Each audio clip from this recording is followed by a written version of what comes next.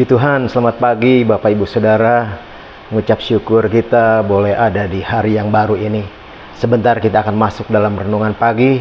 Kita berdoa Saudara. Bapa Surga, kami berterima kasih buat hari yang baru yang Tuhan beri dalam kehidupan kami. Sebelum kami memulai segala sesuatunya, kami mau mendengarkan firman-Mu melalui renungan pagi hari ini. Mengurapi kami semua supaya ini jadi berkat buat kami. Terpuji nama Tuhan, dalam nama Tuhan Yesus berdoa mengucap syukur. Haleluya, amin. Puji Tuhan Saudara. Renungan pagi pada saat ini temanya adalah diubahkan lewat persoalan. Kita baca ayatnya Saudara. Ayat pokoknya ada di 2 Korintus 4 ayat yang ke-17. Begini bunyinya Saudara. Sebab penderitaan ringan yang sekarang ini mengerjakan bagi kami kemuliaan kekal yang melebihi segala-galanya, jauh lebih besar daripada penderitaan kami. Bapak Ibu Saudara, dari ayat di atas kita dapat menarik pelajaran bahwa pertama Saudara, Allah memiliki suatu tujuan di balik segala masalah kita Saudara. Allah suka memandang dan mendidik kita dari masalah-masalah yang kita hadapi Saudara. Karena kita menghadapi masalah, berbagai persoalan 24 jam sehari Saudara. Jadi waktu kita adanya masalah selama 24 jam Saudara. Tuhan Yesus sudah memperingati kita bahwa kita akan menghadapi masalah di dunia ini. Kita baca ayatnya Saudara. Yohanes 16 ayat yang ke-33 bunyinya seperti ini. Semua itu kukatakan kepadamu supaya kamu beroleh damai sejahtera dalam aku. Dalam dunia ini kamu menderita penganiayaan, tetapi kuatkanlah hatimu, aku telah mengalahkan dunia. Tidak ada kehidupan tanpa masalah. Tidak ada seorang pun di antara kita terlindung dari penderitaan. Setiap kali kita menyelesaikan satu masalah, masalah lain sudah menanti di depan Saudara.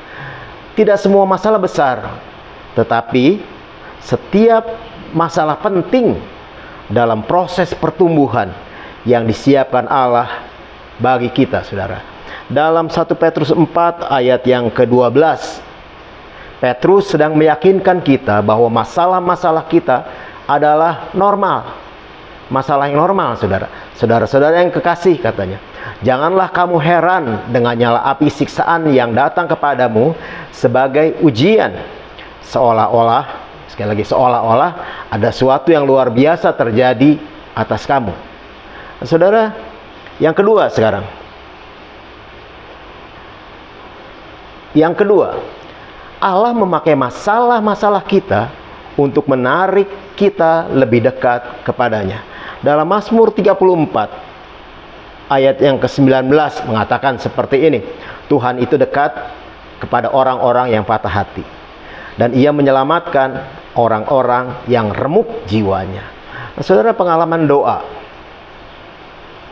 dan penyembahan kita paling hebat dan mendalam mungkin ketika kita ada dalam masa-masa kegelapan kita, yakni ketika kita patah hati, merasa ditinggalkan, atau ketika kita mengalami penderitaan yang luar biasa.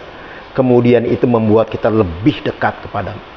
Kita masuk dalam doa yang lebih lagi, masuk pada penyembahan yang lebih lagi, karena masalah-masalah kita Saudara. Selama kita menderita, kita akan menaikkan doa paling murni, segenap hati, paling jujur kepada Allah, karena kita tidak memiliki tenaga atau cara untuk mengatasinya. Saudara, dalam Alkitab Allah bisa mencegah supaya Yusuf tidak masuk dalam penjara, supaya Daniel tidak masuk ke dalam gua singa. Musa dan bangsa Israel berputar-putar di padang gurun. Paulus mengalami karam kapal 3 kali Saudara.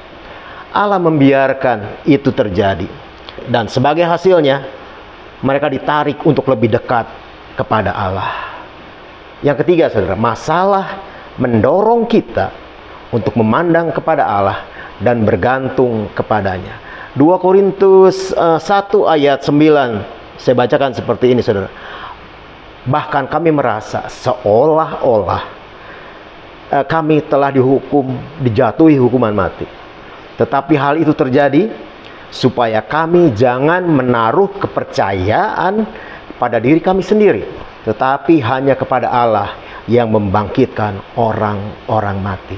Saudara, tidak ada masalah yang terjadi tanpa seizin daripada Allah. Allah menggunakan semua persoalan itu untuk kebaikan buat kita, walau iblis dan lain-lainnya bermaksud untuk keburukan, saudara. Dalam Roma 8, 28, 29, ini ayat yang sering kita dengar, saudara. Bunyinya seperti ini. Kita tahu sekarang bahwa Allah turut bekerja dalam segala sesuatu untuk mendatangkan kebaikan bagi mereka yang mengasihi Dia, yaitu bagi mereka yang terpanggil sesuai dengan rencana Allah. Sebab semua yang dipilihnya dari semula, mereka juga ditentukannya dari semula untuk menjadi serupa dengan gambaran anaknya, supaya ia, anaknya, menjadi yang sulung di antara banyak saudara. Saudara, ayat ini mengatakan bahwa segala sesuatu dalam kehidupan adalah baik. Banyak kejadian dalam dunia adalah jahat dan buruk, tetapi Allah adalah ahlinya untuk mendatangkan kebaikan dari hal-hal jahat dan buruk itu. Saudara, sekali lagi saya ingatkan saudara, ada 3 hal tadi.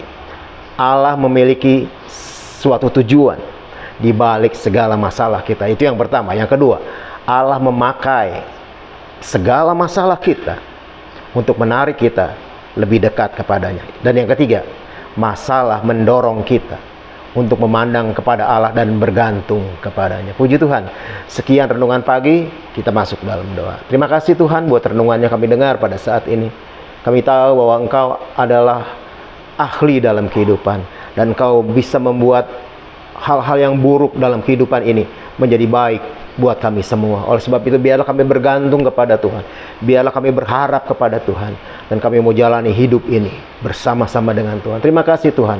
Hari ini akan kami masuki, kami menyerahkan semuanya ke dalam tangan-Mu, menjadi hari berkat buat kami dan hari sukacita buat kami. Terpuji nama Tuhan. Dalam nama Tuhan Yesus kami masuki hari yang baru ini dengan penuh ucapan syukur. Haleluya, amin. Puji Tuhan saudara. Tuhan Yesus memberkati dan selamat beraktivitas. Haleluya.